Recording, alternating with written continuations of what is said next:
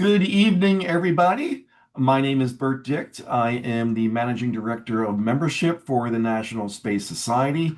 And on behalf of my colleagues, Sadia Ahmad, Stephanie Erickson, and Fred Becker, we want to thank you for joining us on this Monday night Space Forum, the very first time we've done a Monday night forum. So we're looking forward to maybe looking at other days and times for some of these. I know we've been doing it consistently on Thursday, but I'll be reaching out to you more to get some feedback on, when are the best days and times to do this. But thank you for joining us. We've got a great presentation for tonight called From Orbit to the Classroom, and I know you're going to enjoy it. But like always, I want to go through a couple items just to get everyone acquired and aware of what we're doing. So what we'll do is we'll have some virtual etiquette, just talk about how to do the Q&A, a few NSS announcements. We'll have some upcoming space forums. Unfortunately, I don't have a lot of extra or additional information from last week, but I'm working to get everything set and I'll share that. And then we'll get right into our program and then we'll close out for the evening. So as always with our virtual etiquette, and we appreciate you following along, feel free to submit a question using the Q&A function. It's best to do that because it comes directly to us and we can pick them out easily. But also feel free to use the chat function. We just ask that you be respectful of the panelists and the audience. But we see a lot of great comments and additional information that's put into the chat, and we like to save that as well. So we really appreciate all the information we get from you. As always, if you are enjoying programming like this, I encourage you to give to our cause, donate to the National Space Society. It really helps us put on these types of programming. That's both our members and non-members who donate. We really appreciate the support. So thank you in advance for that. And please be sure to complete the Space Forum survey. It just takes a couple of minutes to complete. It is anonymous, and it really does help us in planning future events. So thank you in advance for that as well. I would like to just remind you again, I know I did this on Thursday as well, but a couple big things that are coming up. One is the March Storm. The March Storm is our annual advocacy event in Washington, D.C. It is going to be March 16th to 18th. It's organized by the National Space Society and the Alliance for Space Development. And it is a chance to have your voice heard in Washington. You get a chance to meet with members of Congress or their staff. You can advocate for policies that support space development. You're going to be able to promote commercialization and industry growth. And it really does help shape the future of U.S. space leadership. So you would get through a day of training first before you go out and meet with the representatives or their staff. It is a great opportunity to just see how the whole legislative process works and how NSS works and advocates for the space agenda. To register, you can use that link or feel free to use that QR code. It is coming up pretty fast. We usually get somewhere between 25 and 30 people who attend. So if you've never done it before, you're still plenty of time to take care of it. And hopefully the weather will be much improved by that point. And also, just a reminder, our ISDC 2026 is now open for registration. This is the 44th annual conference. As I've mentioned before, I went to the very first one in 1982 in Los Angeles. I've been to probably about 20 of them. This one is going to be from June 4th to June 7th at the Hilton McLean Tyson's Corner in McLean, Virginia. The hotel is really well situated between Reagan National and Dulles Airport. And I know you'll have a great time there. We had 10 astronauts who came last year. We are expecting quite a few again this year. And they are working to get possibly some very special attendees. So I can't tell you that now because it's not confirmed, but hopefully we'll see that. So for information and to register, just go to isdc.nss.org.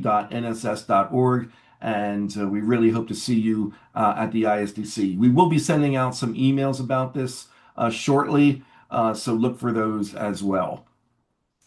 And now what's coming up? I'm sorry, I don't have anything finalized yet for March. There are a couple that are in works. As I mentioned, we're going to have astronaut Robert Hoot Gibson join us too. He has his new book coming out, and he also will be at the ISDC as well. So we're looking forward to that. We'll be doing a town hall about our membership perspective survey, which will be going out later this week. And also we'll doing something in May, a town hall on the ISDC preview. So a lot coming up. I hope to get some of these things organized. It's been a lot harder than I thought, but we will have a great set of space forums for you as we move forward. So now I want to get into our program for the night, and it's always a pleasure first to introduce the chairman of our board of governors and our CEO, Carlton Johnson. I'm going to stop sharing so Carlton can say a few words. Carlton. Thank you very much. First of all, I want to welcome everybody to yet another special program that we've set up for you. One of the things that I've really been proud of with the National Space Society is that we have a long and robust history talking about things of importance to include the integration of technical excellence, operational experience, and ultimately commitment to expanding humanity's presence beyond Earth. That's ultimately what we talk about when it comes to space settlement. And so when we try to host these things, we try to find the right type of people to come in to talk about that. And tonight we're going to be very honored to have Dr. Gregory Chamitoff, and I apologize if I butchered your name. He is, by background, an engineer. He's also an educator, veteran astronaut, and he has logged significant missions on in space program in the space program working for NASA. And he'll get to talk about some of these things that he did flying STS-134 and others. But the key thing here is that from an NSS perspective, we try to bring you people who have been there, done that, not only got the T-shirt, they probably made the factory. And Dr. Shamtoff is one of those people. So I want to welcome him to our forum tonight. I thank you very much for taking the time to speak with everybody here. And I encourage everybody who's on the line to take this opportunity to ask really good questions. If you don't, what happens is at the end of the day, uh, that old saying, it's not enough to know the answers. It's better to know the questions and never run out of questions. That inquisitiveness is what's going to take us to the next level. So, Dr. Shamtoff, I welcome you and want to pass it back over to Bert to lead a great program. Thank you very much. Thanks, Carlton. Thanks so much. So, everybody, I'm going to share my screen again, and we'll get right into our introduction of our guest speaker tonight. So, again, our topic is From Orbit to the Classroom. And as Carlton said, our speaker is Dr. Gregory Chamitoff. And you did hear a little bit about his background. He is a graduate, he's got his PhD from MIT, did a number of years of working in industry and even at NASA before joining the astronaut program in 1998. He actually flew to space twice, once to the International Space Station as part of expeditions 17 and 18. And he flew the next to last space shuttle mission, STS-134. And I think he's going to be sharing a little bit about that tonight. He also is now a professor at Texas A&M University. He's professor of aerospace engineering. And one of the things that we're really looking forward to is his work in STEM education and inspiring the next generation. He's going to be talking a little bit about his Space Teams Academy, which is going to be starting next week.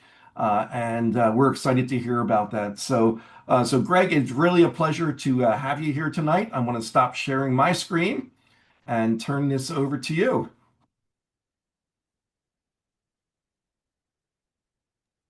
Okay, fantastic. Thank you so much, Bert. Thanks, Carlton, for the introduction and for welcoming me.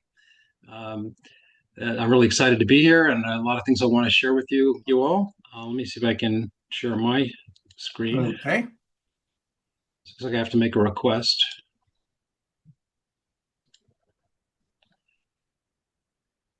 The host is not allowing multiple. Let's see.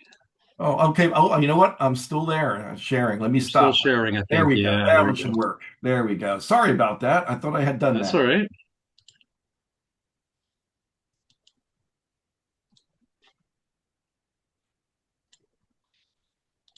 Okay. Hopefully you can see my screen. We see it. Sounds good. Okay, great. Well, I would like to start. You brought it up. STEM education and inspiring young, the next generation. And so I want to start with that question. Actually, is how is it that we can motivate and inspire the next generation, to uh, think about humanity's future in space and do great things to get us there. And this is one really important picture, and I bet a lot of you know this picture, Earthrise, 1968, Apollo 8. And this picture inspired a whole generation, my generation, uh, engineers, scientists, artists, filmmakers, writers, everybody. The environmental movement is sometimes credited with, starting with this picture, the first time we could see the Earth as a single place, and how fragile it is in this view. So this was an inspiring thing when I was very young. And there's something else that was inspiring for me, and that was the launch here of Apollo 11. So I happened to be there. I was only 6, but there were other things going on at that time. My family was very engaged with the space program, and I'll say more about that. But there I am. I'm on the right over here. This is watching this launch, and I that was it for me. This is what I wanted to do, and I told my parents that this is what I wanted to do, and really managed to somehow keep that dream alive my whole life. And now we're going back to the moon. I can't believe it's taken so long. And I don't know that the enthusiasm for the next mission is quite what it should be. Partly maybe just because it's not a landing yet, and we need to repeat that, and then to go on to do the next thing. Building a permanent settlement there. Um, but it's an incredible time. It's an incredible time for students. There's so much to be excited about, for their future and for all of our future. And and so I'm going to get into that a little bit later too. But just inspiring the next generation, and a little bit of a clue. This picture is not real. This picture is inside our space team's platform, where we can put you anywhere in the solar system, and you can see what it's really like there. And that's part of what we think can be inspiring. Um, and so, but going back to the beginning for me, so I grew up in Montreal actually, and was lived there till I was a teenager. And my father was an engineer, and he was completely fascinated with the space program and everything that was going on at that time. And of course, this was mission control at that time. And for someone not in the country looking in at this, it was just hard to imagine, like, who are these people? How did they get this job? I later found an article on that. It seems like if you showed up at the Hotel Commodore in New York, that's how you get the job. But um, but there was another inspiring thing for me at this time, and probably for many of you too, is that Star Trek was happening at the same time. It was still happening, but it was Captain Kirk at the time. But there was a strange thing for me. My father knew him. My father went to the same high school with him, and so for a young boy to see all this stuff happening in space and it's real, and then on TV or watching Captain Kirk gallivant around the galaxy, I'm not sure I knew what was real and what wasn't, or what the distinction was. But it really made me want to do this. And partly the reason for the two pictures here of William Shatner is that when you're on the space station for a long time, I was there for a 6-month mission. You're doing lots of PR events, lots of events, with the news, but also schools. And you get the opportunity to pick a few yourself, one a month. And those are usually, a friend or family's kid's school or something like that. But it could be anything. And so for one of mine, I asked to speak to Captain Kirk, and they arranged it. So I had a one-on-one, ship to ship, ship to ground, with Captain Kirk from space, William Shatner. And that was the first time he had talked to anyone in space. It's happened a few times since. And it was just the strangest thing that, I was the one in space at the time. By the way, I was wearing this shirt like this, which I brought up for the occasion. I didn't let him see that, but I have pictures of it. But anyway, what a weird inspiration, both the real and the science fiction. Um, Many years later, skipping ahead really uh, to college for me, Cal Poly in California. Saw the shuttle launch for the first time. It was January 1981. I was in a dormitory at Cal Poly, and the very next day I called NASA. How do I do this? What do I have to do? It was a good opportunity for me to start off things right in college, and and their advice was pretty simple. It was just, you can't plan exactly for the route that's going to get you here, but find what you're passionate about and put everything into that, because the things you're passionate about are the things you're going to be able to work the hardest at and be the best at. Um, Pretty good advice. And then a little bit later, what happened? So 4 years later, and it's just by coincidence, Bert, you mentioned Hoot Gibson. So Hoot Gibson went to Cal Poly also. He's the first astronaut from Cal Poly. And he happened to be the graduation speaker 4 years later when I graduated from Cal Poly. So this was like amazing for me. It was the first time I met somebody who had flown in space, and somehow I was on a similar path. It suddenly seemed possible that it could actually work out. Many years later, he was on the selection committee when I got in. So it was really a neat sequence of events. I went to Caltech and MIT for graduate school. Worked on the Hubble Space Telescope. Was in the guidance and control team working on the stability for the release of Hubble. You can see it's kind of a flimsy robotic arm holding a very heavy pedal, the heaviest at the time, and controlling the attitude of the space station was very difficult, and had to watch out for control structure interactions. I worked on the National Aerospace Plane that was related to my thesis, and I worked on the space station, the very first designs of it. And it was the guidance and control system, which was challenging because the space station was going to change every time a new flight came up and added a piece. Things had to change. This was our PowerPoint slide of the space station at the time, and there was no digital anything. We weren't using email yet, and so everything was paper and copies of copies of copies of copies. So this is what you generally can see in your notes on anything.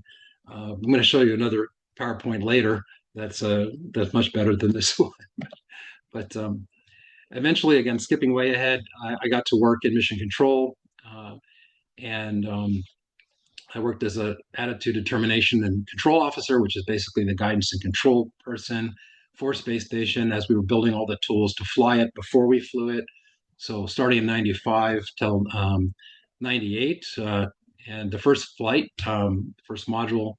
But I stopped in 98 because I made it into the astronaut program. And so jumping ahead to that, I was in the 17th class of astronauts. I'm back here in the corner. And I don't know if you know about the tradition that one class gets to name the class that comes after. And so we were a little worried about this because this was the class before. They were called the sardines, and you kind of, well, I squished the picture to make them look like sardines, but you can kind of see how many of them there were. And they thought, there's so many of us, and we have to fly first. And so your class, you're never going to fly. And so they wanted to call us. They decided to call us the dodo birds because dodo birds are, they're flightless, right? They're extinct and they're also stupid, and so that's what they were going to do. And we came up with an idea, something similar, but something we could overwhelm the whole space center with. Penguins. We bought thousands of stuffed penguins. And we put them everywhere across the space center, and it worked. And so our group became the Penguins. And then they were probably right. We were acting like dodos. But there's always got to be a fun picture, with the formal picture. I'll tell you just a little bit about the training. I don't want to spend too much time on this, but the training is almost as much fun as the flying. And the initial training is a lot of survival training. This was SEER school basically. Search is evasion. I remember, is that what is it? Survival, evasion, rescue is the R. I can't remember the other E right now, but But we didn't want to evade. We wanted to be found. So it was a little funny because every time they taught us how to cross the road or hide our tracks, we were telling them, no, no, no, you don't understand. We want them to find us if we need this training. Uh, but water survival training, in case you landed in the ocean from a ejection in an aircraft or a spacecraft landing in the ocean, um, you probably recognize the Vomit Comet. Every crew, every class gets some time to see what it's like in zero gravity, but not for long. It's about 20, 25 seconds at a time. And but that's all part of the training. And then for the space shuttle, there was also survival training. With the space shuttle, there was a way to get out. It was, there's not too many circumstances where you had a problem and you had to get out and you could get out safely. But one of them would be, for example, you had a reentry burn, and there was a problem with the burn, but you lost enough energy. You were coming in, but you weren't going to make it to the landing site. You're going to overshoot or fall short of the landing site, and the shuttle's flying fine, but you're not going to make it to the runway, so you need to bail. And so there was a way to do that. We had a parachute and also a life raft in our suits, and so these are some of the things that we practiced in basic training.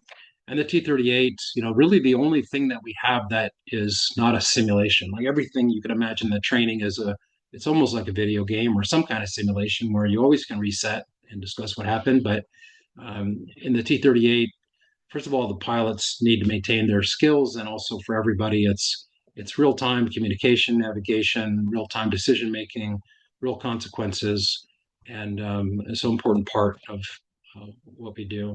When I started, we were going to be flying the space station soon. We hadn't flown it yet. Everyone in my class was going to be a space station, or intended to be a space station crew member. Not everybody went on the space station. And so we were looking at a different type of training because we knew we were going to be putting people together for much longer periods of time. We want to see how teamwork under duress and have leadership and followership training, and to see how folks would be able to do with that. And you learn a lot about yourself in this kind of training. But this was in northern Canada, 5 hours north of Edmonton, a place called Cold Lake, and we were doing the Army's winter training and the Canadian Army's winter training. And we started with six people. We had lost one on the first day who had to be rescued by helicopter from an injury. So it was serious, the situation. We were at 30 below the whole time. It's not that we didn't have the equipment to survive. We did, but their point was to give us stressful situations continuously, which meant also never letting us sleep. So, for example, on the night, we had this little bit of a blizzard. We're trying to get to a campsite. We get there at 2 a.m., set up everything. And once everything's set up and we want to get a few hours of sleep, we get a radio call, take down the tent, take down everything, move to these coordinates, just never letting us get enough sleep, and giving us all types of stressful situations and people taking turns as leader. So really excellent training. And we do many of these analog training missions. This one is in Russia. If you landed the Soyuz in Siberia and you needed to survive until rescue came, there was another mission where there were three of us, and now we're two. And the reason was, in the middle of the night, one of the guys was missing. I got up to look for him, and he was wandering around. Turned out he had carbon monoxide poisoning from smoke inhalation in this teepee.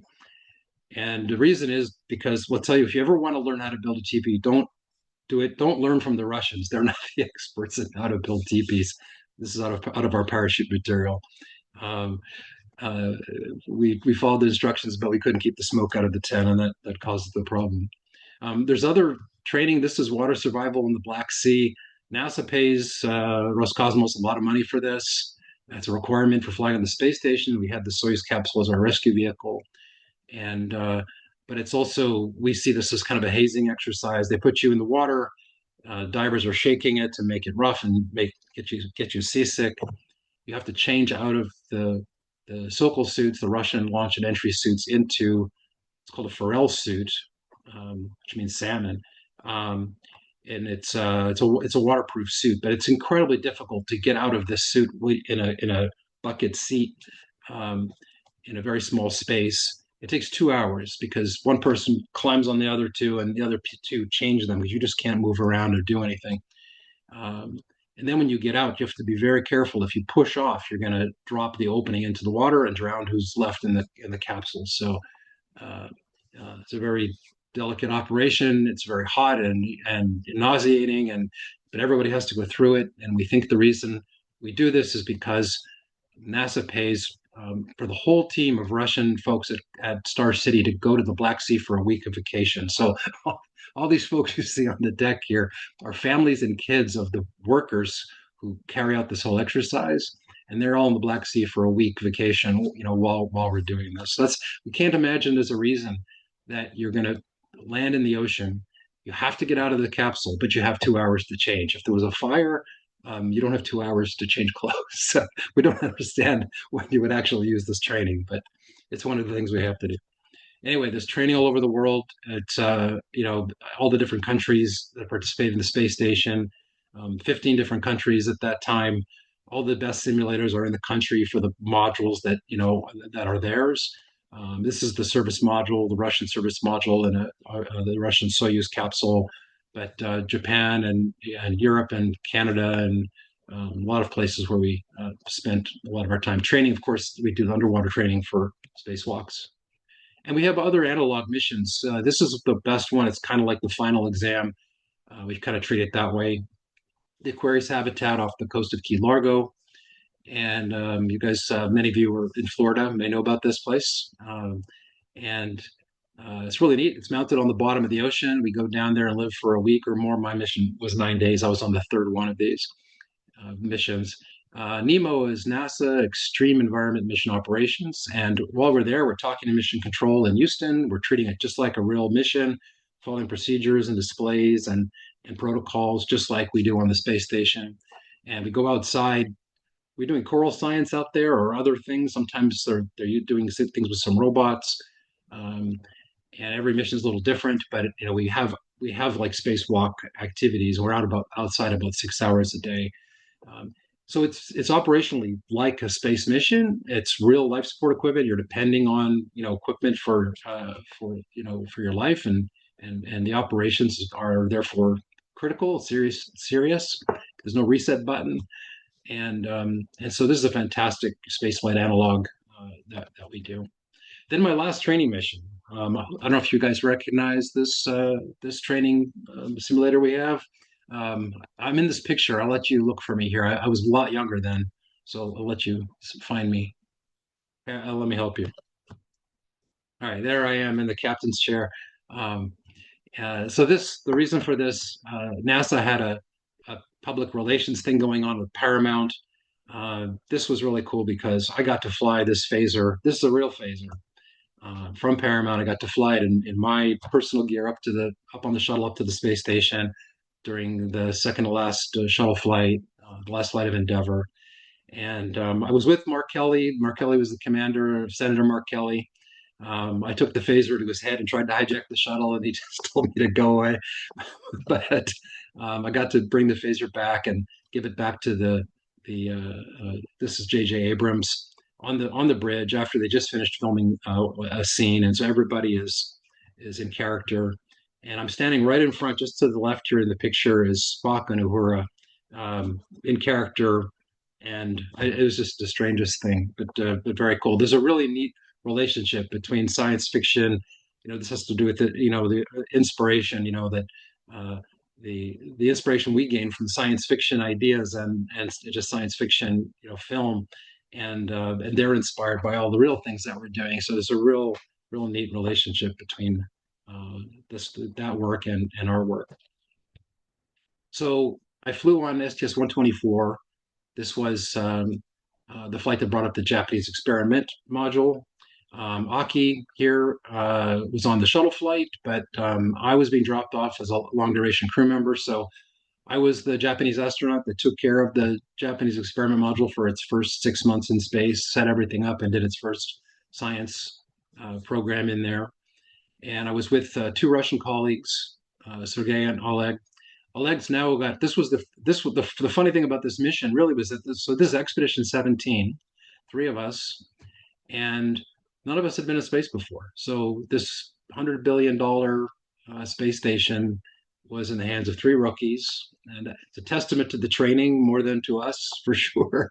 Um, and now Oleg, I think, has done 5 missions now. So he's got the record now for the most time in space of anyone, 1,111 days. Incredible. But this was his first mission as well. And then there was a change of Soyuz crew that happened in the middle of the mission. Mike here, Mike Fink, who just came down from on Crew 11, was about to do that spacewalk that got canceled, unfortunately. I was with him on his very last spacewalk was one we did together, which you'll see more about in a minute. And that would have been his next spacewalk, which is 14 years ago. It's hard to believe that he waited that long and trained that whole time, and it was one day before the spacewalk, and then it didn't happen because of whatever medical emergency that was that they've been very secretive about. But Mike and Yuri came up, and the other Russian colleagues I had went down. And then when the next shuttle flight came up, STS-126, Sandy Magnus and I traded places. And so I went back down with this shuttle crew. And then I went on STS-134. This was the last mission of Endeavor. It was Mark Kelly in both cases for me. Here's Mark Kelly as the commander of STS-124. And then again with 134, I flew with him twice. And there's Mike Fink again, my crew member on the space station. We flew together again, and we got to do spacewalks together on this mission. We always get that fun picture also, so I don't know if you can figure this one out. Anybody recognize that? I'll give you 1 second. And all right, so there you go. They lined us up like the Star Trek crew. They did a really good job, I think, too. Although, we're missing a attractive communication officer. Well, attractive anybody, but Star Trek was kind of a running theme, I think, through a lot of our flights. So the shuttle, for those of you in Florida, you probably got to see it like this on the pad. I don't know if anyone has not seen a launch. You got to go see the Artemis launch. It's going to be, nothing has been like a shuttle launch, I think, until the launch coming up here for Artemis 2. Just absolutely spectacular to see it on the pad before. We didn't launch on time, unfortunately, but the plus for that was President Obama and Michelle. They were there to see that launch. They had never seen one before. And so we got to meet them in quarantine because the launch scrubbed. And then our families got to meet them. So this is my family. It's my wife and kids. Meeting the president was really special. And my family with their family after the launch was scrubbed. We finally went 2 weeks later, and this is my family watching the launch. It's hard to tell in this picture. There's a cloud deck here that you can't see, but you'll see it here in the next picture. 11 seconds after the launch, we went through the cloud deck, and that was it for anybody on the ground. Never saw us again. But there was F-15s patrolling the airspace over the pad, and they got this amazing picture of us coming out of that cloud deck. And they got a picture of themselves. I guess there were two of them with us passing right behind them. So very cool. Let me just pause for a second because I don't see you guys while I'm talking. So I just want somebody to say something. Bert, if you could just say that you hear me, you're still there. Yep, everything's great, Greg. Yes. Perfect. Okay. All right. So a better PowerPoint picture of the space station, but this one's real. And so I took this picture, kind of a ultimate picture to, a bit of a pinnacle for me. This was one of the very last things we did on the last spacewalk to build the space station. I just happened to be on that spacewalk. There was one more shuttle flight after ours, but that flight didn't have any spacewalks. It was just cargo and a smaller crew. And so we did the last spacewalks to officially finish the assembly of the space station. And from this point, we basically got the moment to announce that the space station assembly was complete, congratulate all the countries and control centers around the world. That happened right there with this view. And it's strange to think 20 years before this, I was, working on the guidance and control system and in PowerPoint slides like the one I showed you earlier. and then got to see everything put together. We knew this moment was coming. We saw it in VR in training, and maybe that's a little bit of inspiration for what I'm going to show you that we're doing in VR now. But we brought out a really good camera with a wide angle lens, so everything's a little distorted. Obviously, these panels are not curved like this; they're straight. But these are radiator panels.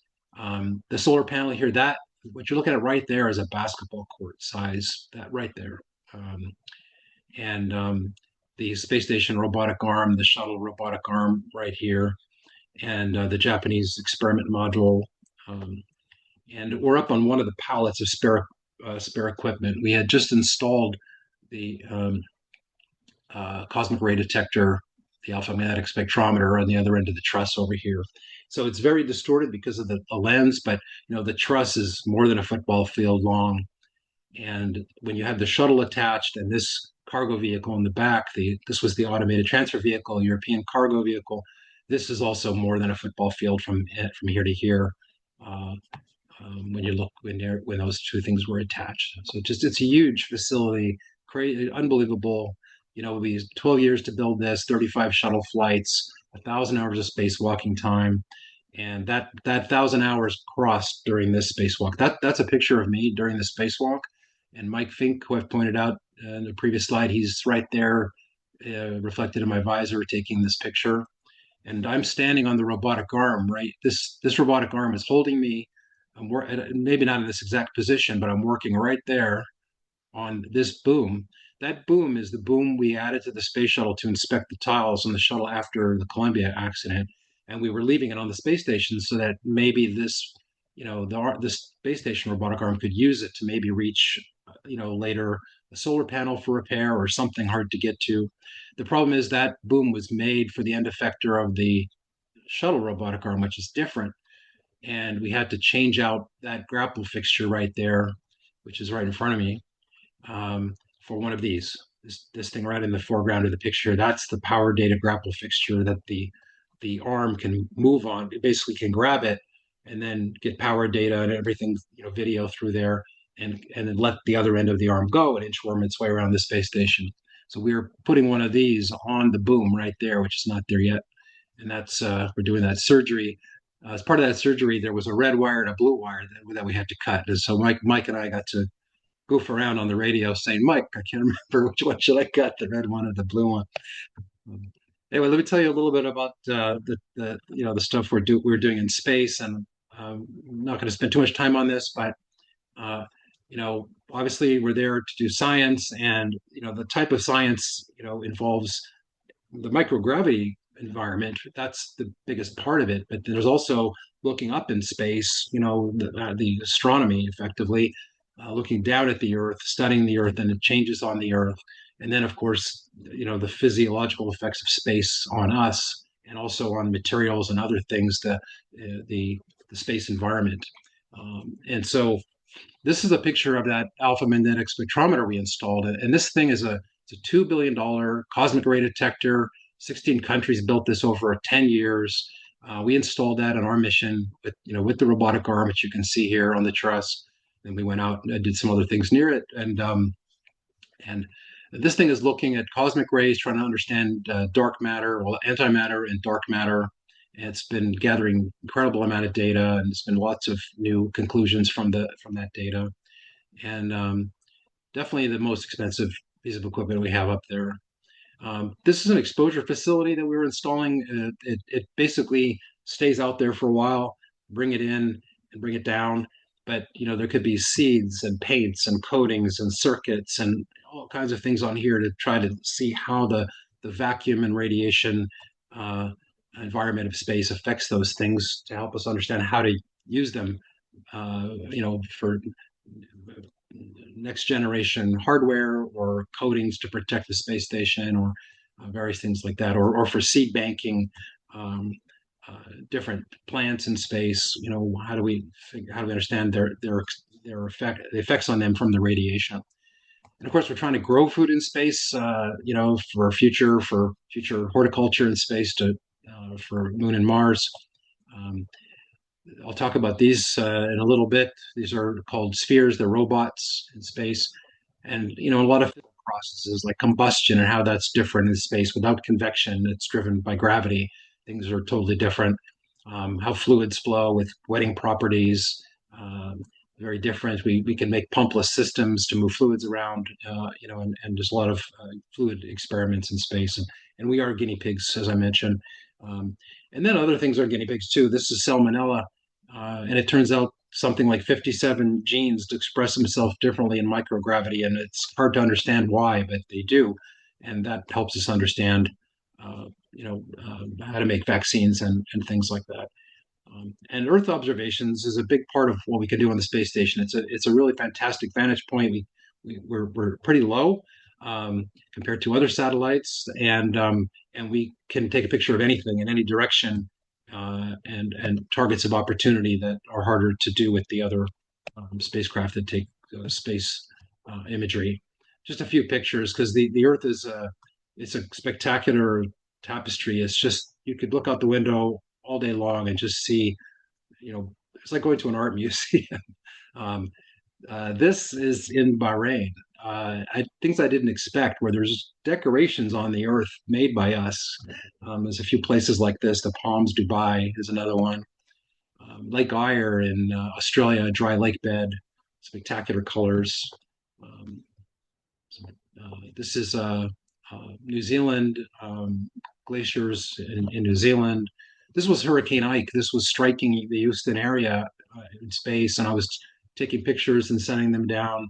At the same time, I was getting pictures from the ground of the devastation in the Galveston area and reefs, mountains, and this. I'll give you 2 seconds to see if you can figure out where this is. 1, 2. So this is the Nile River, and the Nile River Delta.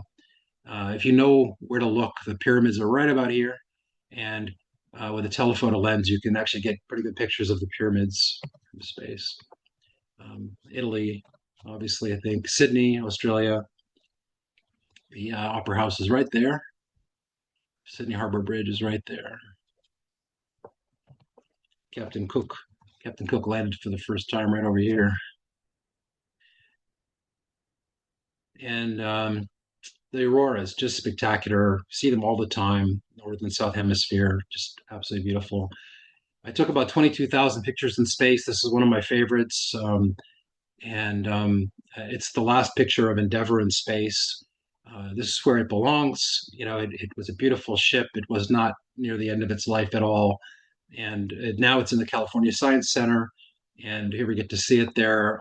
Last time I saw it there it was horizontal, but they're building a facility around it the with rocket boosters and the tank. So it'll be quite spectacular to be able to see it vertically there. Um, it'll be as another display. The one in Florida is also spectacular for Atlantis. Um, but so another kind of science that we're doing up there, I like to call it engineering science, because everything's new, everything's an experiment, everything we're learning with everything. In the picture on the left, uh, everybody's smiling, and it's kind of I like this picture because these three guys are smiling because they just brought up a urine processor and it's making clean water for the first time, and they're drinking it. That's why this says today's coffee and yesterday's coffee. And this is my crewmate Mike, uh, and he's not smiling for the same reason. He's smiling because he knows where the urine came from, and it's his and mine that's being recycled here. Um, and this is a carbon dioxide scrubber. And one of the neat things that happened on the last shuttle flight is, Mike and I mentioned we're both on that last shuttle flight together. We had just been on the long duration space flight on the space station, so we were fully trained space station crew members, and this thing needed to be repaired, completely taken apart, and have the bed. Zeolite crystal bed basically changed the scrubbing bed for the carbon dioxide. And so they said, "Hey, do you want to stay in space an extra day and fix the carbon dioxide scrubber?" So we did. So that was 9 hours of work for me to take this thing apart, fill a whole bag of parts, and at the end of the day, put them all back on and hope there was no part left in the bag that didn't know where to put it. Um, but we got to stay in space an extra day. by doing this. And you know, the robotic engineering is, you know, one of the hopeful things. You know, this is a robonaut. Maybe someday robonaut or something like that could go outside and do, you know, spacewalking. It could be, you know, teleoperated or you know, operated like with virtual presence to be able to do something outside a habitat in space or in, you know, on the lunar surface or on Mars without having to risk, you know, going outside and having the exposure.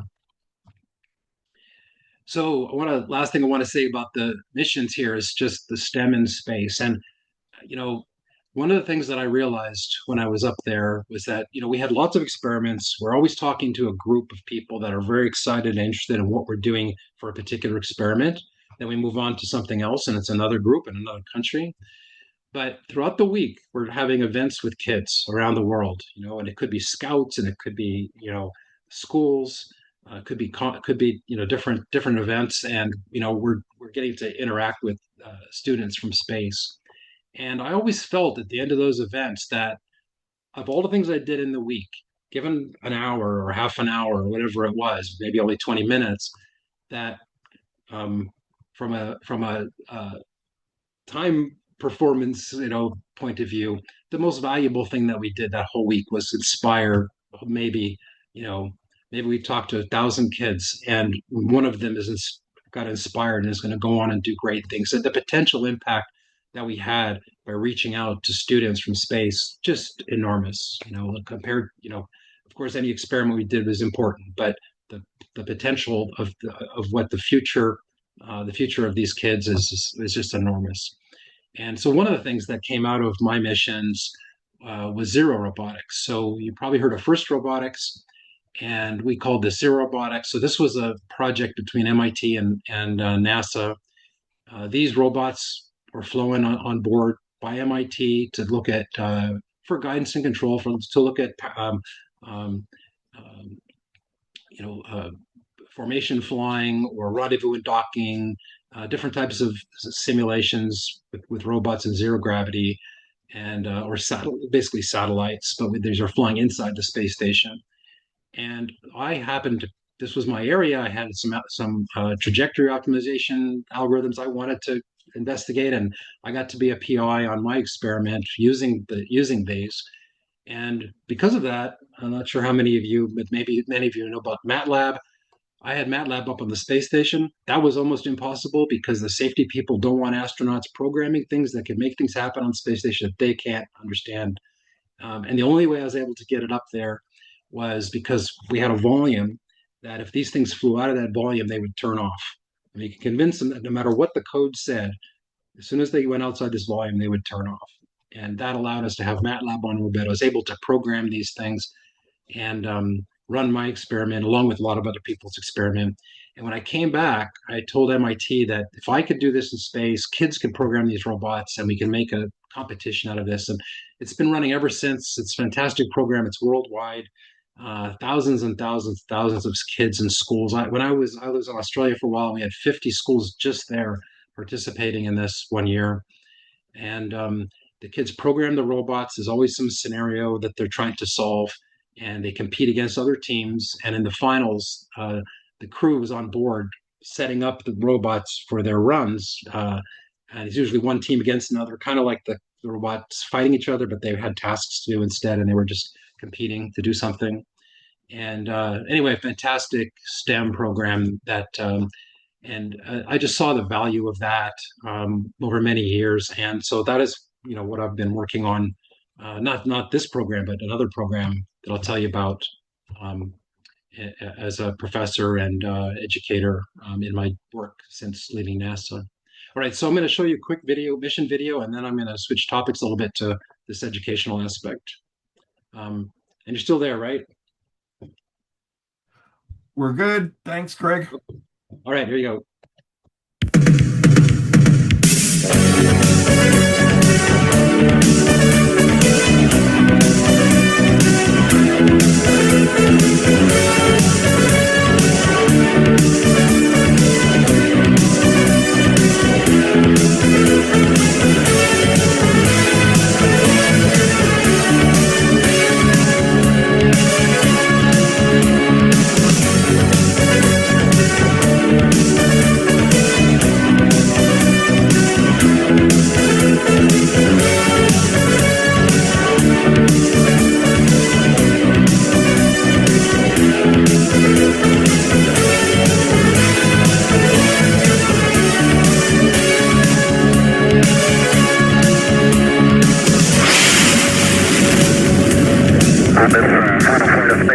endeavor.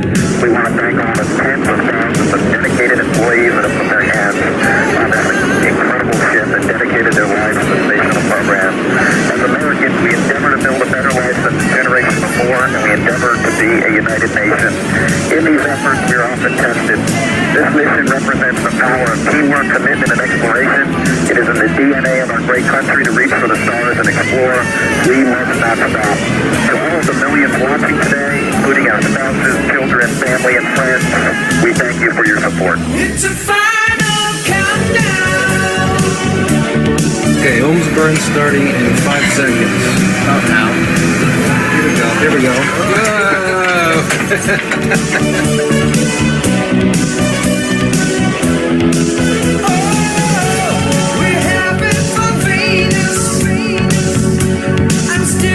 Spectacular ride. I couldn't see anything but the lockers, but it was still a lot of fun. No master alarms. I'll have to say it was a lot different than flying on the Soyuz. We've so many light years to go, and things to be. You're upside down. Hey, didn't I see you up here last time? You were upside down last time too. You're still upside down. Oh, you're upside down. It's a final countdown.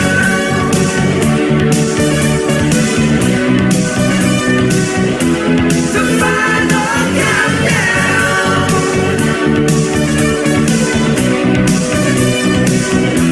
The final countdown. All right. You guys look great. You know why I'm wearing these? Because it looks cool. Hey, I've got a pair of those. Yeah. Hey, I want that experience. Have some Fiesta chicken. That's the best stuff.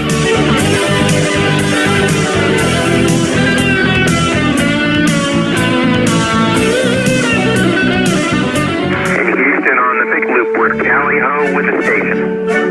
Initiating RPM on my mark.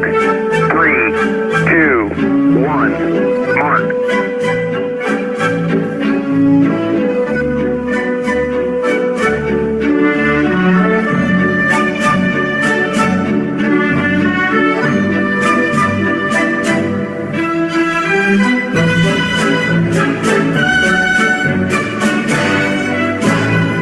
Houston and station, capture is confirmed.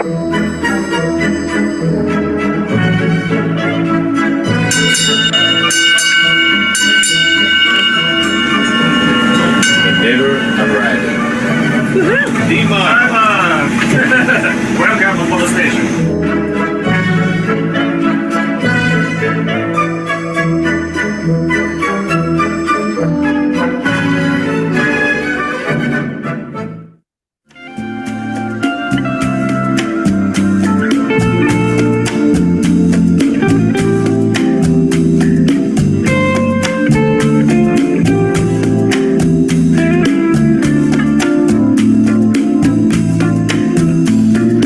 Daring us to dream of places far away inside. Your light inspires all, unleashing soul's desire. Our world eternal loves, the changing faces that you wear, reflecting back to all.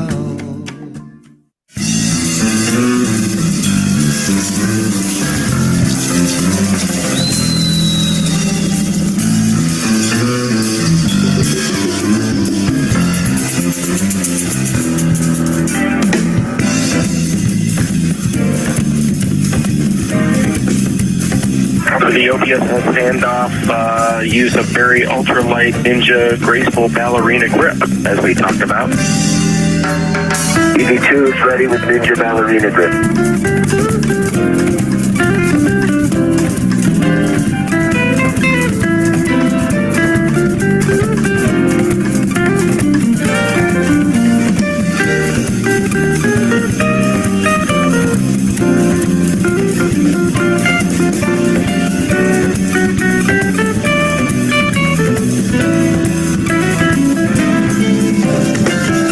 In behalf of the STS-134 crew and the Expedition 27 crew, space station assembly is complete.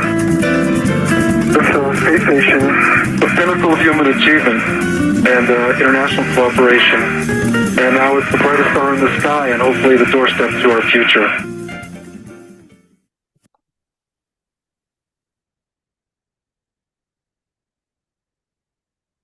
Okay, well, hopefully you're able to see that okay. So just switching topics a little bit, after Columbia, well, before Columbia even happened, there was an effort for NASA to share lessons learned publicly because of all the work that had gone on spaceflight over a long period of time. And there was a recovery time after Columbia, but the mission to do this was still highly desired. And when I finally left NASA, this became a project that I took on with many people from Mission Control, and so there's one of the courses I teach at Texas A&M, and I do this with about 20 other NASA folks from all different disciplines. We put this book together, basically the first book on human spaceflight operations. And so if you are interested in really understanding all aspects of how space operations works, how all the systems work, but also working with those systems and the things that have gone wrong and the lessons we've learned, that's what this is all about. It's very readable, regardless of it being a class. There is homework, but it's I've had a lot of folks read this who are not even engineers and get a lot out of it. So this is one of the things that we've done to try to bring space operations into the classroom. It's not usually taught. Operations is not usually taught in aerospace programs.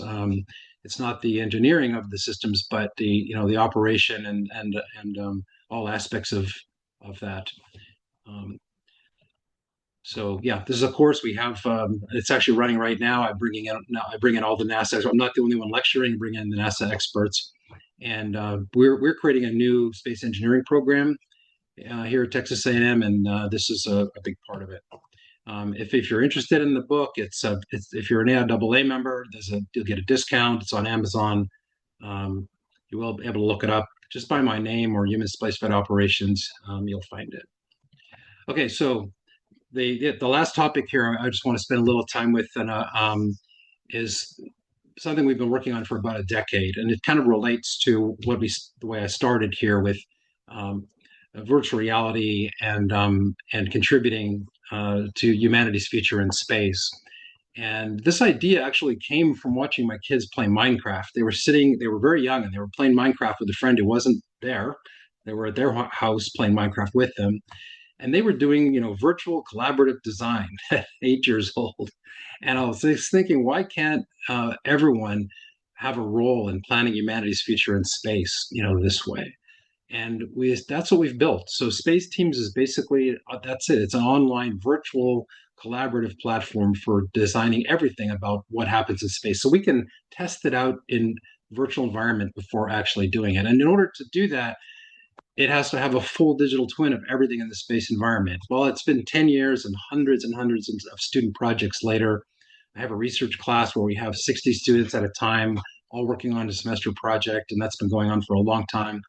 I'll show you some of the team leads, I think, here. So these are some of my students right now. Each one of them leads a team of 6 to 8 students, and all different disciplines, and basically, keep improving this. But there's two fundamental things here. One of them is making it possible for to look at and in detail full mission scenarios and evaluate them, design them, iterate on them in space. And that's been supported by NASA. We've had multiple grants. We're working with trying to get this in the control center for decision making in real time with NASA and other commercial customers.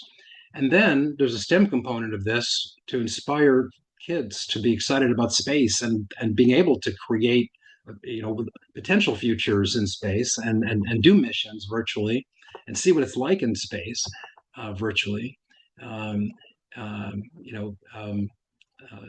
do that collaboratively, as a team. So that's what this is. And I'm going to show you a very quick video rather than talk about too many details here, but it is a digital twin of a whole space environment. All the physics is in there from orbital mechanics to higher order gravity models to relativity, atmospheres, planetary data, everything's in here. NASA's using it to do vision-based navigation for their landing systems on the moon, because we have the best model that there is for lunar terrain lighting, and those details for vision navigation. So it's a serious platform, but the STEM program is also built on this. We can put entire mission scenarios in there. We can also run things many times faster than real time. So the idea for decision analysis is, something goes wrong on a mission. Let's look at all the possibilities we can think of, analyze them very quickly, and decide what to do based on Monte Carlo, if you know what I mean, or optimization of different operational parameters. So we can do all these kind of things with it. It's human in the loop. It's completely VR. You can also put operators responsible for certain systems in VR in the environment where the devices that they're monitoring, and people can do training together remotely, from across the world. So let me show you a quick video that kind of explains it better than I can, and I'll catch you on the other side. Space Teams is a platform and a new paradigm that enables anyone to collaborate on aerospace systems and mission design. Space Teams provides a high-fidelity virtual environment of anywhere in the solar system for the design, simulation, testing, and analysis of human-in-the-loop multi-user missions. It can be used for strategic planning, operator training, scenario-based analysis, and to support real-time operations, including situational awareness as well as virtual engagement. The Space Team's vision is to enable scientists, engineers, and students to share ideas and to contribute to humanity's future in space, while government, industry, and academia can collaborate on open or secure aerospace programs. With high-fidelity, mathematically accurate models of real physical systems, Space Teams provides the tools for engineers and operators to evaluate their systems in a precise virtual version of the intended environment. Space Team simulations can also import any user-provided models, such as CAD, environment models, or system behaviors or algorithms, to create virtually any mission scenario imaginable. In industry, it is often difficult to have different engineering teams collaborate on a single platform. The use of different software platforms often requires the work be redone or simplified. Space Teams avoids these issues by providing the interfaces and integration of all necessary files and tools in one package, including industry standards like NASA Spice Ephemeride data and APIs for Python, C++, Trick, ROS, MATLAB, and other programming languages. Users can plug in their own models or algorithms, while Space Teams provides a precision operational environment. In this example, the Earth, orbital mechanics, attitude sensor, and camera models, as well as thruster performance, is all provided by Space Teams, while the customer has plugged in their guidance, navigation, and control algorithms.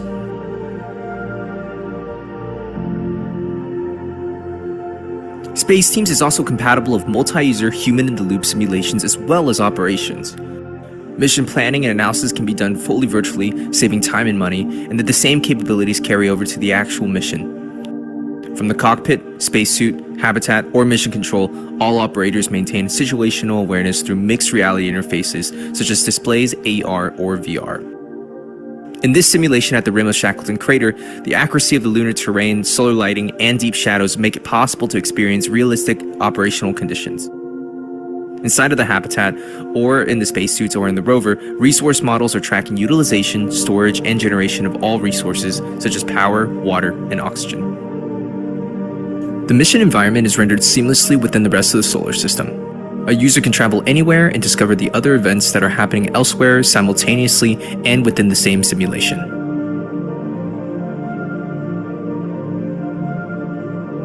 Space Teams hopes to spur creativity and innovation by providing a simple way to design, build, and test models for current and future space missions. Users, teams, organizations, and assets can all have different licenses and authorizations with customizable permissions at each level. Space Teams provides interface for collaboration, allowing teams from different companies and sectors to work together on the same project. What's possible is only limited by the user's ingenuity. I forgot actually the STEM part of that comes next, and I didn't include that. Yeah, but the idea is that the STEM program is built upon this. It carries out a specific mission sequence, and the students have to build a spacecraft and travel to another planet, build a habitat, land there, look for local resources. Actually, I'll say a few more things in a second. But so this is, I think Bert mentioned right at the beginning, we're starting this next week on March 4th. If you know anybody who would be interested in this, please let them know. They just have to go to, you can grab the, the QR code here, or you can go to space-teams.com, space-teams.com, and find out all about it. And I'll tell you a little bit more here. But yeah, actually, this is a short video on the STEM program itself, very short.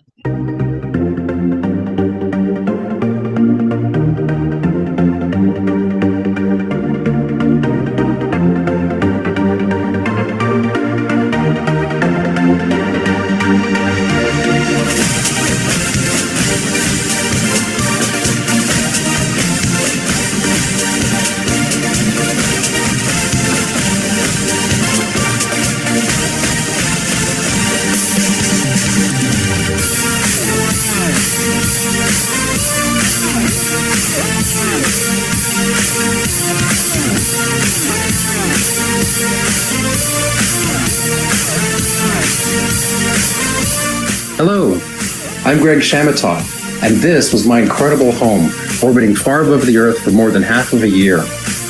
I'd like to invite you to become part of the next generation of space explorers.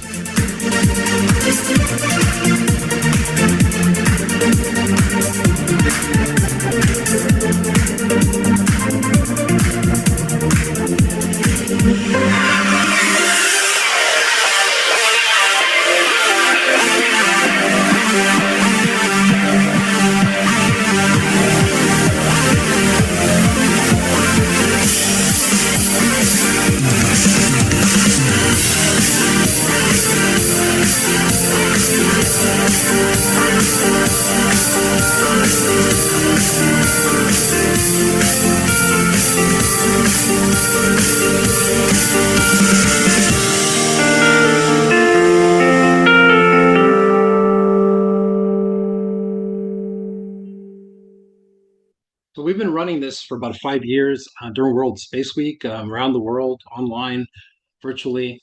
We also run it in schools. We have a NASA grant that's been trying to put it in schools and give access to 10,000 students in underprivileged schools. And that's been running for 3 years with lots of teachers customizing it themselves for their classroom.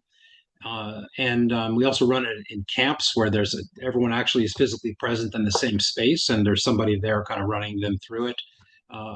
And what we're starting in March is a 12-week program, once a week, like an after-school program. And just to kind of give you just a few highlights, that's what we're talking about with level 1 here. It's going to have speakers, and there'll be a webcast once a week, special guests. But the main program is that there's lessons on different topics having to do with all aspects of a mission, which I'll show you in a second. Tutorials on how to do the activities. And then the activities themselves, which are inside the platform, where they're collaborative engineering, design related activities, but they're getting a score and they're competing against the other teams. So, and it's all physical, 3D, virtual. So, for example, they're doing orbital mechanics to plan how to get somewhere, but I teach that at the senior level in college, right, university. And we have middle school kids doing this. So they do it graphically. They learn the concepts of what the orbits have to do, and they stretch them and shape them to match up and do what they need to do. So it covers all aspects of what happens in a mission. And the mission that they design actually has to work. And we also have virtual reality experiences, or like mini simulations that go with it. So some of them are design activities. Other ones are jump into VR or use an Xbox controller on your screen or your keyboard, and control a robot to do a series of tasks on Mars, or control the Orion while docking with the Gateway space station or whatever. And so these are like mini simulations where they have something they have to do. I'm going to say 2 seconds on level 2.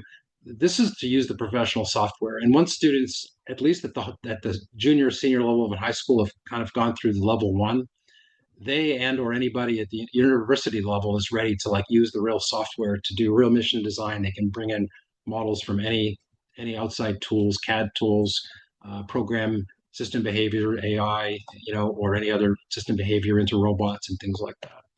Um, I'm not going to go through the details here. I just want to mention, so there's 12 weeks after school sessions, like starting next Wednesday.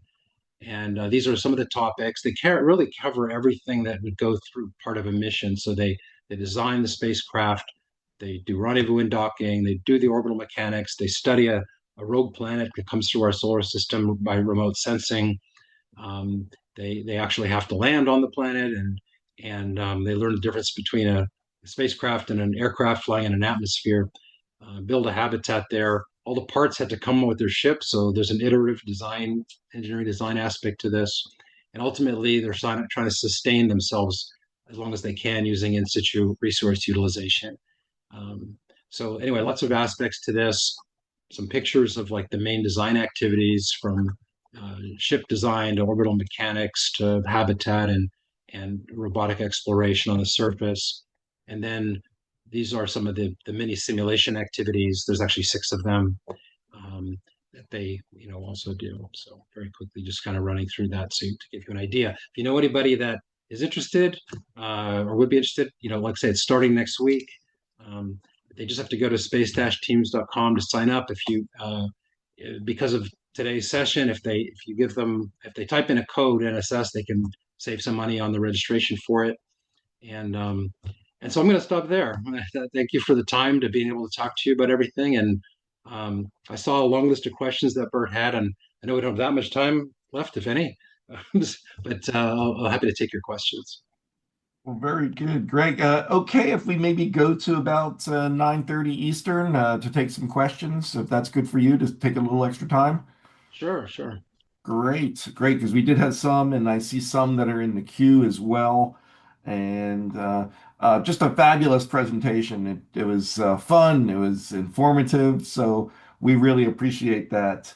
I did want to get one question that I saw in the queue because it talked about, it goes back to your training. Let me see if I can find it there. Yes, it was from Thanuja. She asked, or it's asked, are these mission trainings customized for each astronaut class, or is the astronaut training generic?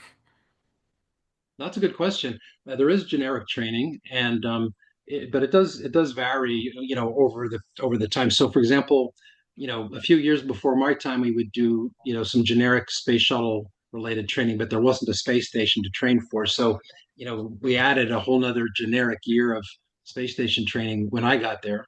I think we were the first class to go through all that. Um, as a separate thing.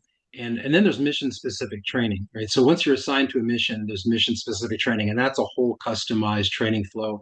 Obviously, it covers a lot of things that we know we need for everybody, but they're going to be maybe something you're going to work on more. If there's experiments you're going to do, there's specific training for that. Um, and it's getting to be more specific now too. Like at the time that I flew, when only 3 people on board, with just me and 2 Russians, for example, for space station, we all had to be able to do everything. I had to be able to fix the oxygen generator on the Russian side of the space station. We all had to be crew medical officers, even though we're engineers, and so we all had to go through a really wide range of training. But as the crews get larger, right, we can be more specific, right? There's no reason for a Japanese astronaut to have to fix things in the Russian space station if there's 2 Russians on board. When we get to the moon, hopefully you'll have robotic teleoperators doing one thing, and you'll have, maintenance engineers taking care of the habitat. Hopefully, we can be more specialized, which cuts down the training flow. And we did that for space station. It was a big change where we had specialists, users. We had different levels of training on every system. We broke it down based on what your role is going to be. It's kind of after my time, but it shortens the training for space station a great deal compared to what I went through. Right. I do remember hearing Chris Hadfield talk once about that the difference between a 14-day shuttle mission versus being on the space station for 6 months. You have to train a completely different way. That's right. That's true. Yep.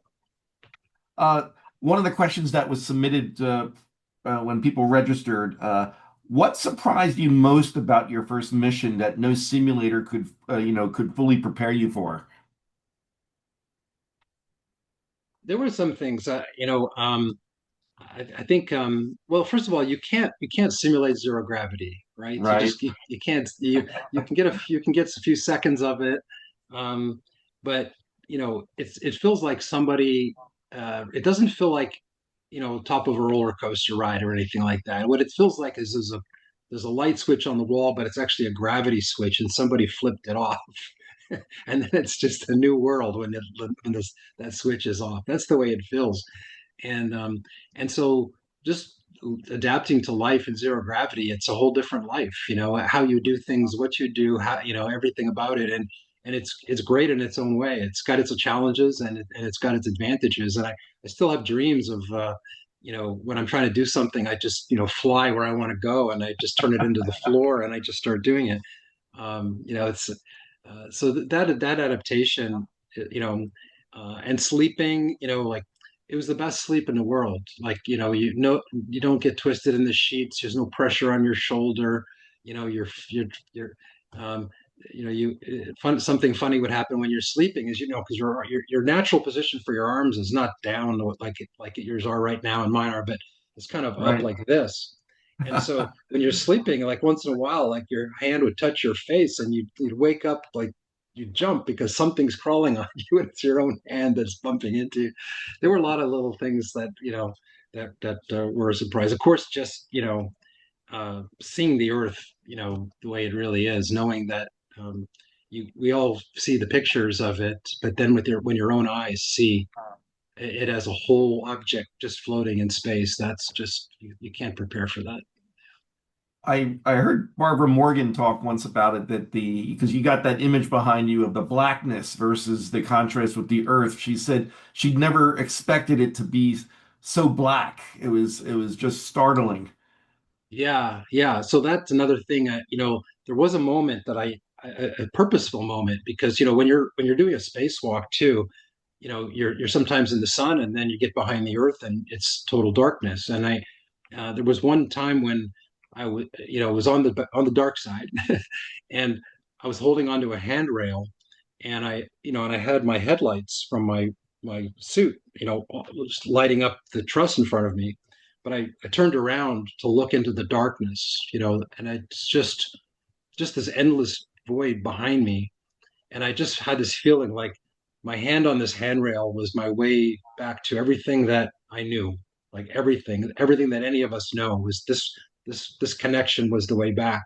And but I could also push off, and go off into the endless void. Very like feeling like right on the edge of just incredible depths. Just it's kind of like standing on the cliff at the edge of the ocean. Right. Yeah. When you got back, I remember hearing one astronaut talk about that they were in their kitchen once, and just thinking you get used to being in space, and they held their drink up and let it go, and realizing that gravity took over. Did that Yeah, ever happen? yeah. Gravity is a real pain when you come back. Okay, I see a question from Marcy about the ISS. With the upcoming deorbit of the space station in a few years, what do you think has been the most important benefit of the ISS? Without doubt, what comes to mind for me is the international cooperation. And it's very painful to see that breaking down. All around us. Not on the ISS, everywhere else. It's in fact hard for me to believe how well it's still working together. I like I said, for this class I teach, I have the NASA folks come up, and talk in my class. Like, tomorrow, one of them's coming. A trajectory officer's coming to my class tomorrow, and I get to speak to them, and catch up with things, and everything's still working. The politics are somehow ignored at the working level, with the space station, but that that effort to be able to communicate and coordinate, incredible details of specifications and handover of protocols and procedures and hardware. It was an amazing thing to put the space station together and have all these countries participate, in it together, and all the cultural exchange and living with each other in different countries, and the languages learned, and I mean, I felt like I had a second life over there. For 10 years, I was there literally half the time, sort of a month here, a month there for about 10 years. And, and, so that was so valuable. And I just hope that whatever we do going forward, brings in that international partnership in the best possible way and takes advantage of all the lessons learned and the relationships gained from all that work together. You were with two Russians. Did you speak English or did they speak, Russian? How did it work? It's 2 to 1. Yeah, yeah, okay. When Mike Fink came up, it was 2 to 1 the other way, so it became English. The majority rules there in that case, I Yeah, guess. yeah. Question from Bob. Have you ever gotten involved as a judge for the International Science and Engineering Fair? No, I haven't. Is that an invitation? Sounds like it, yes. And let's see.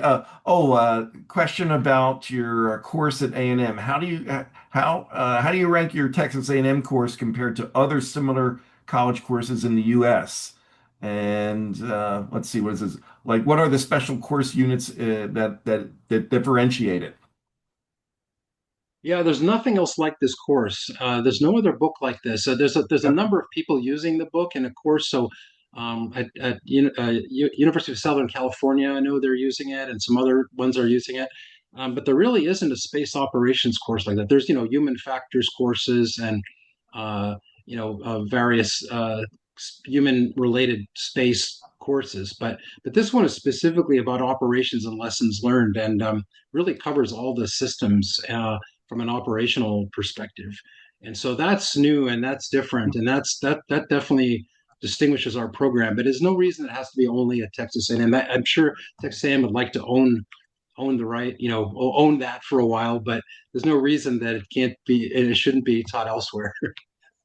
Absolutely, absolutely. Let's see. I see another Oh, question. by the way, Yeah. it's also an AIAA course. So Oh, okay. we've ran it twice for AIAA, and they have it as an online course. So all the course itself, the right ANI has rights to it, and you can if you're an AIAA member, you can take the course from them directly too. And I think I remember mentioning to you I had run into Chris Ferguson, and he mentioned that your book. He really loved your book. Oh, and great. Let's see. Carol is asking, are you including the human factors? There should be lessons on how to get along in a confined environment socially and mentally. Yeah, that's definitely an aspect of it. It's not the purpose of not the purpose of the book that I wrote. Yeah. There's a medical chapter in that book, and that was written by three flight docs, and so they do touch on that aspect. But that is a whole nother subject on its own. In fact, there was a study done um, over the course of the space station missions, where they had us write in journals. Well, we were, keeping our own journals, and they had access to them, and they promised that that information wouldn't go anywhere and it wouldn't be identifiable. And then the study results came out, and they had quotes right out of our journals, which most people in mission control or any probably crew member can tell you exactly who said that. So it was very identifiable, unfortunately. But yeah, it's been a very challenging thing. I mentioned the training that we would do. That's expedition training for long duration flights, where like we've had these kind of like survival or teamwork under duress, training exercises. Those are all about, trying to prepare for their long duration human situation, right? And we've had some bad situations from that. There's been some training exercises that really fell apart because of interactions, and at least in a few cases they flew together in space anyways. So and either because they worked out their differences enough and figured things out, or somebody decided it was going to be okay. But so that there's a lot of focus on that, and we've done 6 months at a time. We've done a year. Now we've done a year, up to a year at a time. um, for Moon and Mars, obviously, this is going to become even more important. No, very good. I saw in your bio that you actually did some teaching before you became an astronaut, and now that you teach after you're an astronaut, has your experience as an astronaut changed you and brought different approaches to teaching? Yeah, that's a great question. Yes, I mean, so some different subjects, but also even for some core subjects, like okay, my favorite example would be astrodynamics, right? So usually a senior level undergraduate aerospace course, and and um, you can do that all mathematically, but it's also really fun to say, okay, here's what we do to lead up to pushing the button to do a maneuver in space, and and here's the maneuver we're going to do, and then here's the math behind that button that's making it all work, you know. And I get to kind of give them the physical examples of like the experience of the things that we do in space, and then I'll do the math as well to show them how it relates. So I don't. It's not easy for anyone else to do that. Not all astronauts are qualified to teach astrodynamics. It just happens to be a specialty for me. But because it is, I can also bring in the human experience of it too. So that's really fun. How do students react when they find out you're a former astronaut? It's not a big deal. Yep. It's not a big deal. There's four of us at Texas A&M. There's four of us who are former astronauts now. I was the first one there, but now there's four of us, and I think a lot of schools now have several, have other astronauts on the faculty. So they usually know before I see them in class, so nobody like is surprised at that time. Oh, great. I know there were a couple questions that were submitted about, you know, engineering students today. How are they? Are they coming in prepared? Are they ready for the environments they're going to be facing as engineers in this new dynamic space environment we live in? Yeah, this is something that I've tried to address a little bit with the course that it's sort of an undergraduate research course that's helped develop the space team software. That has been a really great thing because it's brought in freshmen through seniors, and especially the younger ones. They haven't had exposure to a lot of the software tools, that they may use in industry, and even seniors. I mean, you're going through a curriculum, that has so many courses to take and so many requirements. It's hard to cover a lot of things that some of the tools or programming. Like, for example, a lot of aerospace engineers don't get enough programming background or don't get enough hardware. Some aerospace programs have satellite courses, and some don't have any where they actually get their hands on the hardware programming. And so giving them a hands-on experience and giving them experience with the tools that they're going to use in industry, that's become really important. And these kind of projects where they get to work on a team, project. I mean, sometimes those competitions, that NASA puts out and school teams, university teams work on those, but that's a subset of students. They all need that kind of hands-on experience and exposure to the industry tools, which keep changing really fast. Uh, so that's another challenge. Right.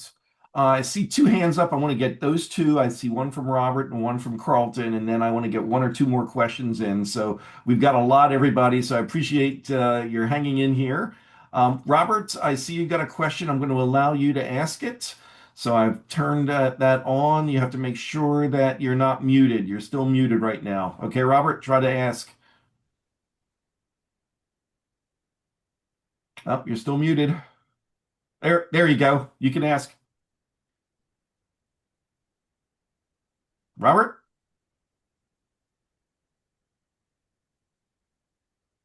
I don't hear Oh, anything. can you hear me? There you go, Robert. Yeah, Okay, because we got you. I'm in Scotland here. I'm half asleep at 2:29 in the morning. Oh, thanks so much for being up. So I think my question was, what does our astronaut friend think about Artemis and how that's going? Well, I mean, I'm glad they're taking the time to make sure they get off the pad, safely and successfully. I'm sure it's going to launch very soon. I think the thing that is concerning is that there's a discontinuity between Artemis 2 and Artemis 3. It's a big discontinuity, in the entire mission plan, which vehicles flying, um, whether all this refueling is going to happen in space. Do we need to find a different lander? And then when SpaceX lands on the moon with, vertically, lowering things down to the top on some kind of crane, are we going to switch that over to a different type of lander, right away, in the next missions after that?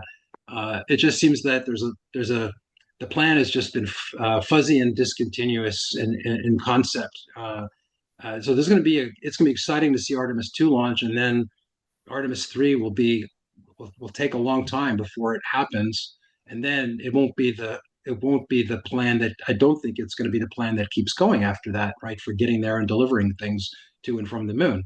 So I think that's something NASA, is going to have to address over this time. We need a continuous, sensible system that's going to work for Artemis 4 through 50. Very good. Carlton, you had your hand up. Yeah. First of all, thanks a lot for a great session. And Bert, I do want to give one of the people online the last question. I don't want mine to be the last. But my question is this, and it gets into this, the idea that as we're moving into commercial space, people like you who have gone through the NASA program are what we call astronauts today. But at some point when we accomplish the NSS mission vision of people living and working in space, that's going to change. So, from your perspective, how do you see that change evolving? And just as a side note, one of the things I would like to see is somebody who has like a known disability be able to go up into space and then space be used as an opportunity to see how that disability operates in zero G or near zero G, if you will. But that's a different mindset. So I'd just be kind of curious as to how you think about it, having been there, done that. Yeah, I want to go back as a when I'm more disabled, I want to go back and live there, right? It's a lot easier to get around in zero gravity than it is down here. Um, I think that it's okay for that whole concept to evolve. I mean, a lot of suborbital, folks who've done suborbital flights have got the designation of astronaut now and can't tell the difference anymore.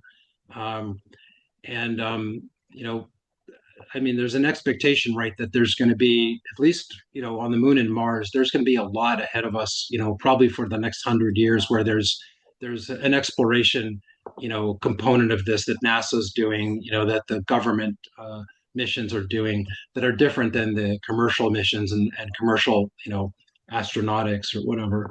Um, and so I think it'll be a long time before it changes drastically, to the point where there really isn't, an astronaut anymore. There's just different types of space workers, and I think that's great. If that happens, and there's a lot more people going to space, and they all have, I would like to be a space station assembly person and get to do a spacewalk every day, work outside, and help build, a large space station. I don't care what the title is. So I think it's great that there'll be, we'll move toward, job definitions and descriptions. Everybody's an astronaut because they're not on Earth doesn't matter anymore. And I think that fits within NSS's vision, right? Just let's all get out there and live and work and have a society in space, in different places. And the title itself doesn't matter anymore. I think that would be a good vision. Thank you. Great. I'm going to take one more question that was submitted, Greg, and then I just try to follow up with you on the STEM aspects, because that's what you're doing right now. Rich is asking, what was your NAS thesis about? He did his thesis on optimizing the scramjet and geometry. No kidding. Okay, well, very related. Yeah. So I wasn't in the fluids area, the hypersonics area, but I had a very sophisticated hypersonic engine model from Mark Lewis, which is somebody you might know if you've been doing scramjet geometry. Um, and I was doing guidance and control for the vehicle. So I was doing simulations of guidance and control for um, a vehicle that was very sensitive, right? Because the shock waves and everything changes very quickly with attitude of a scramjet engine. So it was robust control for scramjet flight, basically. Great. So Sarah is asking, have you collaborated with Mark Wagner to promote your class to teachers? And what is the age target for the program? No, I haven't. And the age range is so middle. There's really three levels. I showed you two of them, Yep. but the first level is middle through high school. So sixth grade, seventh grade through 12th grade, and so that's what we're running in March 4th as an after-school program weekly. That's middle through high school, and we also run. I didn't get to show this; it would have been fun, but it was already long. Um, we've been running university level competitions also worldwide. The last one was controlling a rover to drive around to do a sample collection in Kaiser Crater on Mars. Super high fidelity model of the environment and the physics, and they had to do this without autonomously, without flipping over, and they're driving at night and also in a dust storm, and this was like 65 teams worldwide for a month and a half writing their algorithms to do this, and in ROS, if you're familiar with the robotic operating system, paired with space teams to model the environment and the robot. So we've been doing these kind of university level competitions, and that's kind of like the next level, is have university teams use it uh, um, to do these kind of design competitions. Great. And I think I'd like to close with that. You mentioned that you were 6 years old and you got to see Apollo 11 launch, and that changed your whole trajectory in a sense. And that one of the most rewarding aspects of, along with being in space, was doing those sessions with students. How do you see students reacting right now? I know there are some students who are so interested. I work with the Civil Air Patrol and That's and right. Yeah. and but then there are others that don't even know what's going on right now. It's not that they're not interested in STEM careers, but they don't realize that space or aerospace is an opportunity. So I'll give you a closing opportunity. What can we do to impact this more and get more students interested in, like you became, you're Apollo generation like me. I became an engineer because of Apollo. You became ultimately an astronaut. I'm not sure Artemis is doing that for kids today. Yeah, and that's really kind of why we built this program, because the vision for me is like to put the student, on the moon, on the south pole of the moon, looking around and to see in virtual reality what it's really like. That we can put people in different situations, throughout the solar system and on different missions, and they can see, wow, this is what it would be like, or this is a real place right now, even though it's not where I am. It's actually a real place right now. And I think just being able to take them out of their environment and put them in, virtually in that environment is just eye opening, and inspiring. Um, it's kind of like there's another thing that comes up, which is like looking through a telescope, right, and seeing like Saturn, for the first time with its rings, and you look outside the telescope and you go, it's right there. I'm pointing actually at that dot. And then you look through the telescope and it has rings. It's not just a dot. There's a planet there. Um, it's that kind of thing, to suddenly realize that that these are real places, and um, so that's kind of like that's part of this program. Really, is also just to make it possible for them to wherever they are. They could be in the outback in Australia, and as long as they have an internet connection, they could be thinking about collaborating on humanity's future in space with somebody else around the world, somewhere else in the world, on building their mission. It brings them to a place where they can participate in space from wherever they are, and that's our mission now. Is we're trying to we're trying to reach people in India and Africa and Australia and all over. We have this competition I just mentioned with the Mars rover. All the winning teams, four of the top winning six teams were in Bangladesh. That was awesome. That was amazing. Um, And Yeah. so yeah, we really are trying to make it possible for people to reach across the world and participate in space. Great. And it's similar to us with our space settlement design contest. We get Romania. The students from Romania seem to be doing incredibly well in the competition. So That's it's great. it's it's great to see that. Uh, I'm Yeah. gonna Sarah just put another question in there about your space engineering program at Texas A&M. I think she'd like to find out more about that. So I don't know if there's a way to point her to that.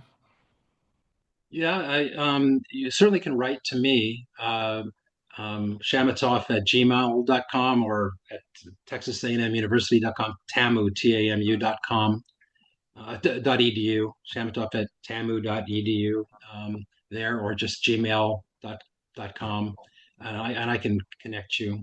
But also you can look it up. It's called, Space Engineering SPEN, SPEN will be the name of the program. Um, so it's Great. coming this year. And what I'll do, Greg, also is follow up with you because I want to find out more about this and how this might apply for our Civil Air Patrol. And and actually, Fred, who's on with us, also said this might be something we could integrate into our own contests that we have, the space settlement contests. So Right. yeah, great opportunities here. That would So be great. yes. I know we've gone way over, but we still have a good group of Sorry people about who are that's okay. I think we could do a lot more, but maybe it is time to call it a night. So, Greg, thank you so much for taking the time. It was an incredibly fun and exciting presentation. Now, I have to say, watching the shuttle, the orbiter to the Blue Danube certainly brought back that. memories from 2001 and the Pan-Am Space Clipper. That's right. Well, thank So you for again, having me. It's a pleasure. it was great. It was great. So everybody, thank you so much. I do want to thank my colleagues, Sadia, Fred, and Stephanie. Everybody, I'm going to share my screen one last time here, and I also want to thank our chairman of the Board of Governors, and our CEO, Carlton Johnson, as well. So let me just share the screen one last time, and then we can call it a night, everybody. Again, I don't have there we go. I don't have our next session set up, but you'll hear from us very shortly as to when that is. So again, thank you for this Monday night, the first time we've done a Space Forum Monday night. I think it went very well. For those of you in our time zone, have a great evening. For those in tomorrow, have a great day ahead, and of course, have a great week. Stay safe. Hopefully, some of the individuals who were in with the snowstorms were able to enjoy this tonight as well. So, wishing everyone a good night, and we'll see you next month for the next NSS Space Forum. So, thank you.